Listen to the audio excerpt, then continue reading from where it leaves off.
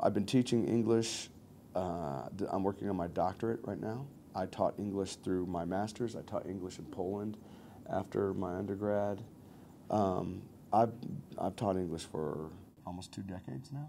I just ended up teaching poetry. I love it, and I was taking classes, and so I ended up teaching it. I don't know that I'll teach poetry my whole life. Maybe I will. I don't define poetry because the second that you define it, somebody will show you an example of something that exists outside of that definition that's poetry. It's poetry. That's the thing about it. You can't define it. I think that there have been poems that have kept me from, suicide or depression. Somehow, in expressing something eloquently, it feels like you feel that way too a little bit. A good mind takes a situation and clarifies it. I can remember days when I was brokenhearted and I thought I was in the blackest, darkest, most unholy pit in my life. And now, to me, in retrospect, some part of it seems beautiful. Keats says that it's truth and beauty, and that's all we need to know. I don't think that that's always true because I think there's ugliness in poetry and there's ugliness in the world. And those two reciprocate. I think poetry should be shared to the world and to the society because it's effective communication. And when we as a world share poems with each other, it's one of the best ways to give insight to that society, and that brings us closer together. It really is a diplomatic tool as well as an aesthetic tool.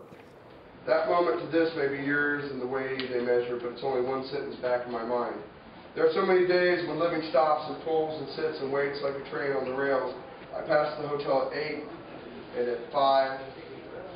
There are cats in the alleys and bottles and bums, and I look up at the window and I think, I no longer know where you are.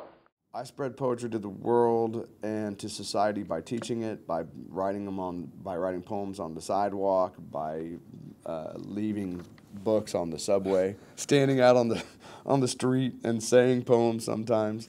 Sidewalk and chalk is always nice because you don't have to feel bad when you do it. You can do it in the daylight. Buildings, yes, I've written on building walls. Inside rooms, inside bathrooms that already have graffiti is totally like, why not? I just write on the walls. I do it in my house too. It's not like I do one thing there and another thing different in public. The difference between poetry and graffiti is that you wouldn't call a poem in a book graffiti. Graffiti is a word written by an individual for non-commercial purposes. One of the last things I graffitied was on a handrail here, and I said, no graffiti, because writing no graffiti is graffiti, and I think that's funny. And also, if I got caught writing on somebody's wall, it would be a felony. But the thing to me is, why do cigarettes get to put up big, huge billboards, and I can't write on an old wall that's just got a parking lot on the side of it, something that I think is a cool line from a poem. What made me want to spread poetry this way? Banksy had a big influence on me. I think I kind of got into graffiti after seeing some of the stuff that he did, and I like the sort of political, the inherent political and sort of countercultural commentary that it provides almost immediately.